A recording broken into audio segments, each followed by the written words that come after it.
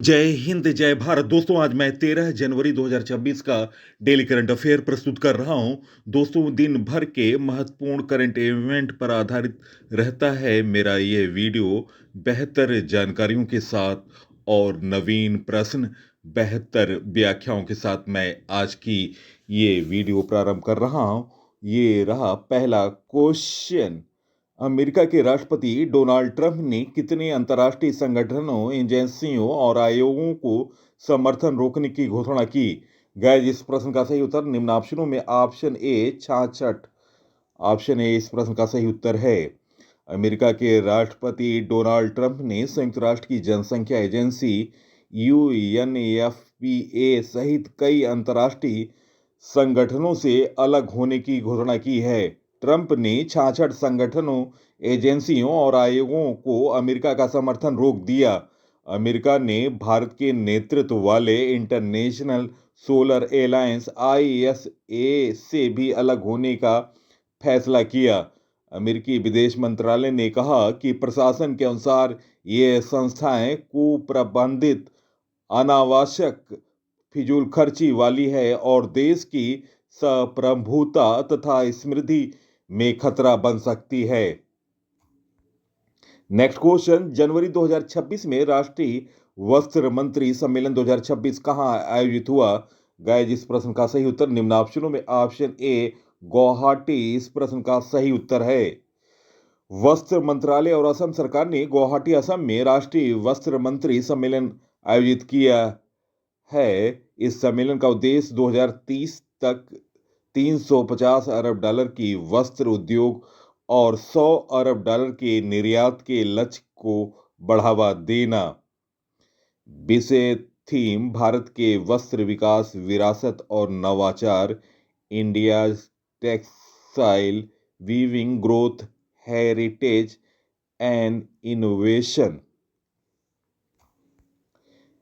2025 के प्रमुख सम्मेलनों के बारे में जानकारी। विश्व आर्थिक सम्मेलन दावोस, स्विट्जरलैंड में आयोजित हुआ। विश्व सरकार शिखर सम्मेलन दुबई, यूएई में आयोजित हुआ। G20 सम्मेलन 2025 जोहान्सबर्ग, दक्षिण अफ्रीका में आयोजित हुआ। वैश्विक प्रौद्योगिकी शिखर सम्मेलन नई दिल्ली, भारत में आयोजित हुआ। विश्व सतत विकास शिखर सम्मेलन नई दिल्ली, भारत में आयोजित हुआ। G7 शिखर सम्मेलन 2025 अल्बर्ट, कनाडा में आयोजित हुआ। नाटो शिखर सम्मेलन 2025 द हैग, नीदरलैंड में आयोजित हुआ। ब्रिक्स शिखर सम्मेलन 2025 रियो डी जेनेरियो, ब्राजील में आयोजित हुआ। संघाई सहयोग संगठन एससीओ शिखर सम्मेलन तियानजिन, चीन में आयोजित हुआ। तो दोस्तों, ये रहे 2025 के प्रमुख सम्मेलनों के बारे में जानकारी।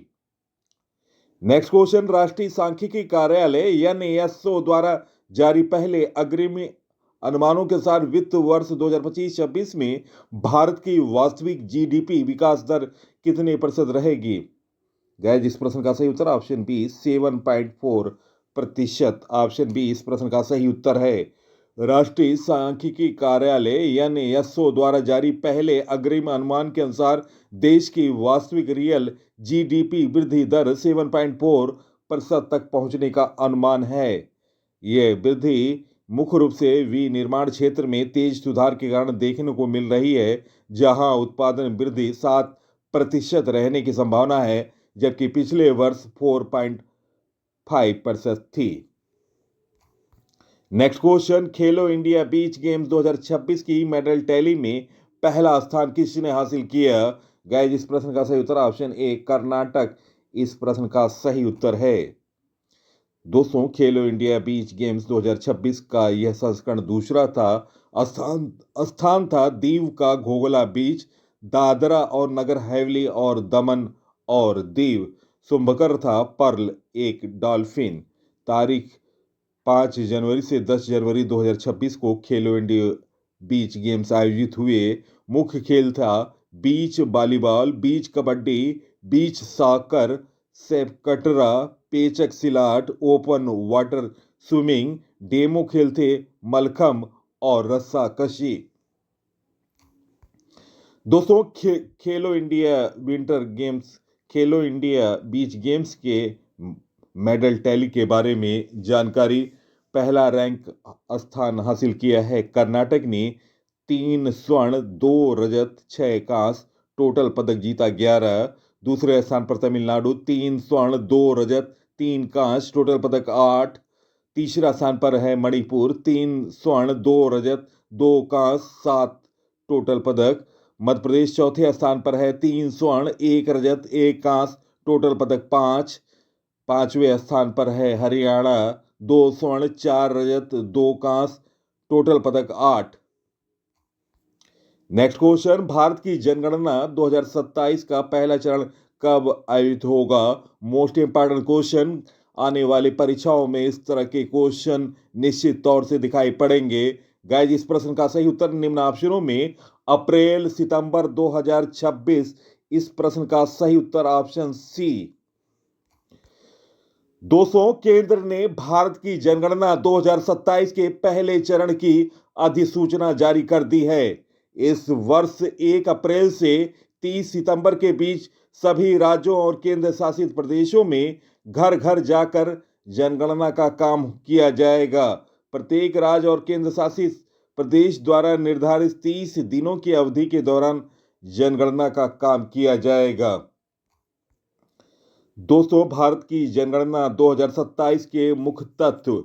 जनगणना दोस्तों, यह संख्या 16वीं जनगणना होगी। बजट है 11,718 करोड़। पहले चरण में हाउसिंग लिस्टिंग और हाउसिंग जनगणना 1 अप्रैल से 30 सितंबर 2026 तक की जाएगी। दूसरा चरण जनसंख्या गणना फरवरी 2027, बर्फीले क्षेत्र में सितंबर 2026 को। विशेषता, भारत की पहली पूरी तरह डिजिटल जनगणना, जाति जनगणना भी शामिल की जाएगी। 2 फेज में जनगणना। पहला फेज 1 अक्टूबर 2026 लद्दाख, जम्मू कश्मीर, हिमाचल प्रदेश, उत्तराखंड। दूसरा फेज 1 मार्च 2027। भारत की जनगणना 2027 मुख्य तथ्य। भारत में पहली जनगणना 1872 में की गई थी, गैर आधिकारिक। पहले आधिकारिक जनगणना 1881 में हुई थी। भारत में जनगणना हर 10 साल में होती है। जनगणना का संचालन गृह मंत्रालय के अंतर्गत भारत के रजिस्ट्रार जनरल और जनगणना आयुक्त द्वारा किया जाता है। भारत की 2011 की जनगणना 15वीं जनगणना थी और इस बार की जनगणना 16वीं जनगणना होगी। नेक्स्ट क्वेश्चन, मध्य प्रदेश और किस राज्य के बीच वन्य जीव विनिमय समझौते पर हस्ताक्षर किए गए? गाइस, इस प्रश्न का सही उत्तर ऑप्शन सी, असम इस प्रश्न का सही उत्तर है।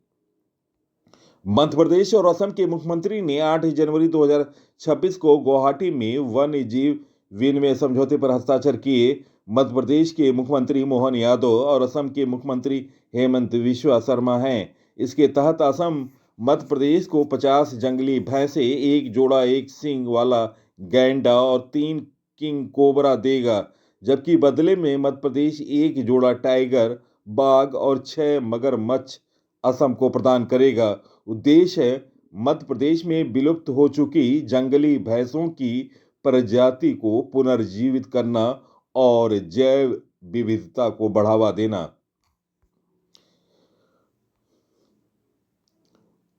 पर्यावरण से संबंधित करंट अफेयर। मध्य प्रदेश और असम के मुख्यमंत्री ने 8 जनवरी 2026 को गुवाहाटी में वन्य जीव विनिमय समझौते पर हस्ताक्षर किए। सिमिलीपाल उड़ीसा भारत का 107वां राष्ट्रीय उद्यान बना। भारत में मानवीय आपदा से संबंधित सबसे प्राचीन शिलालेख गुट्टाला शिलालेख कर्नाटक में पाया गया। अरुणाचल प्रदेश में यूथालिया मलकाना नामक तितली की नई प्रजाति खोजी गई। बोत्सवाना में 8 चीते मध्य प्रदेश के गांधी सागर अभयारण्य में स्थानांतरित किए जाएंगे। यूनेस्को ने 16 नए वैश्विक जियो पार्क को ग्लोबल जियो पार्क नेटवर्क में नामित किया। मध्य प्रदेश में स्थित माधव राष्ट्रीय उद्यान भारत का 58वां टाइगर रिजर्व बना। कर्नाटक स्तर पर पुरावेश सर्वेक्षण पूरा करने वाला पहला राज्य बना है। चीन में सबसे प्राचीन जुरासिक पक्षी जीवाश्म मिले। यूनेस्को ने इंदौर और उदयपुर को वेटलैंड सिटी के रूप में मान्यता दी। नेक्स्ट क्वेश्चन, खाड़ी सहयोग परिषद जीसीसी बलों ने अभ्यास गल्फ शील्ड 2026 का आयोजन कहां किया? गाइस, इस प्रश्न का सही उत्तर ऑप्शन सी, सऊदी अरब इस प्रश्न का सही उत्तर है। खाड़ी सहयोग परिषद जीसीसी बलों ने सऊदी अरब में संयुक्त सैन्य अभ्यास गल्फ शील्ड 2026 का शुभारंभ किया।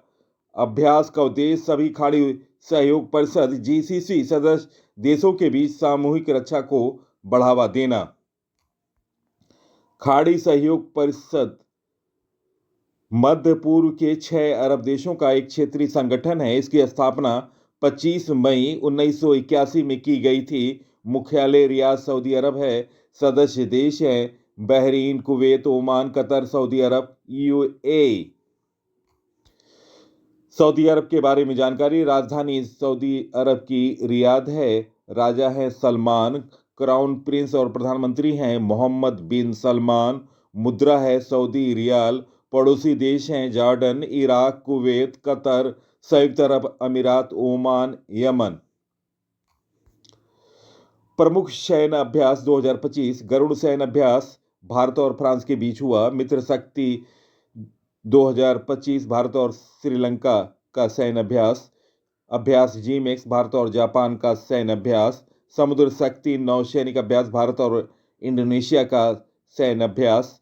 कोंकण 2025 भारत और ब्रिटेन के सेनाओं के बीच हुआ।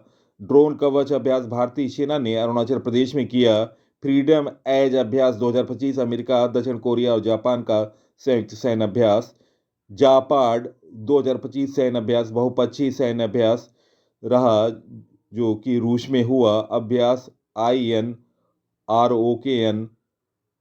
भारत और दक्षिण कोरिया का सैन्य अभ्यास था। कुछ प्रमुख और अभ्यासों के बारे में जानकारी, वायु समन में सेकेंड अभ्यास भारतीय सेना ने किया। समुद्री अभ्यास GMX 25 भारत और जापान का सैन्य अभ्यास। मैत्री 14 संयुक्त सैन्य अभ्यास भारत और थाईलैंड के बीच हुआ। छठा डस्ट लीग अभ्यास 2025 भारत और उज्बेकिस्तान के बीच हुआ। चौथा टाइगर ट्रायम्फ 2025 भारत और अमेरिका का सैन्य अभ्यास हुआ। 14वां इंद्र 2025 अभ्यास भारत और रूस के बीच हुआ। 12वां खंजर अभ्यास 2025 भारत और किर्गिस्तान के बीच हुआ। प्रचंड प्रहार अभ्यास 2025 भारतीय सेनाओं के बीच हुआ। तो दोस्तों, ये रहे प्रमुख सैन्य अभ्यास 2025।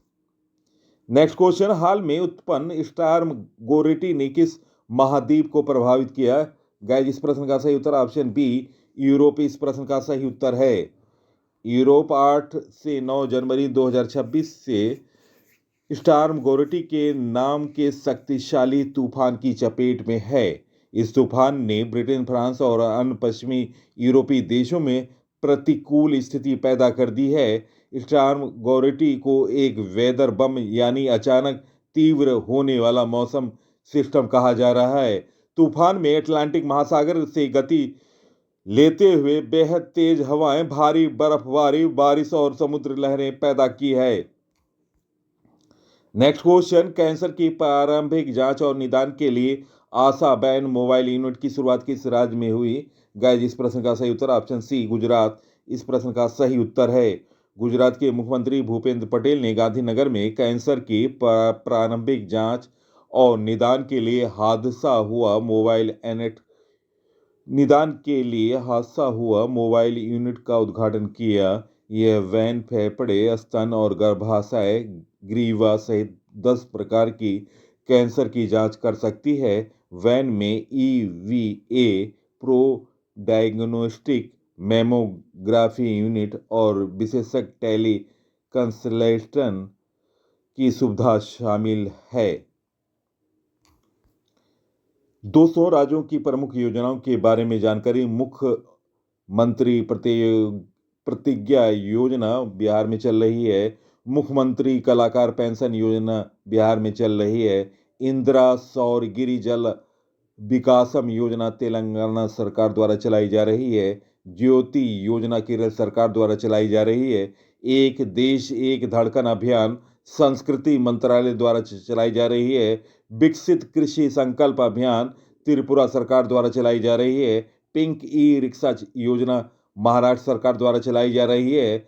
राष्ट्रीय कर्मयोगी जन सेवा कार्यक्रम आयुष मंत्रालय द्वारा चलाई जा रही है। महिला संवाद अभियान बिहार सरकार द्वारा चलाई जा रही है। सागर में सम्मान पहल परिवहन जल मार्ग मंत्रालय द्वारा चलाई जा रही है। तो दोस्तों, ये थे राज्यों की योजनाओं के बारे में जानकारी 2025।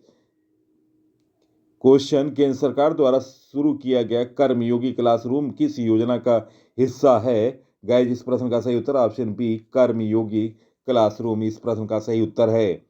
केंद्र सरकार ने सिविल सेवकों की ट्रेनिंग और क्षमता विकास को और बेहतर बनाने के लिए कर्मयोगी क्लासरूम की शुरुआत की।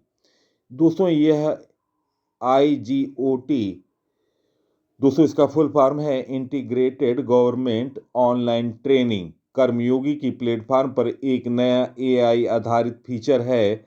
IGOT कर्मयोगी प्लेटफॉर्म अधिकारियों को ज़्यादा इंटरएक्टिव, पर्सनलाइज और ज़रूरत के हिसाब से ट्रेनिंग देगा। इस प्लेटफॉर्म पर AI सारथी, AI ट्यूटर और AI आधारित कैपेसिटी बिल्डिंग जैसे टूल्स का इस्तेमाल किया जा रहा है।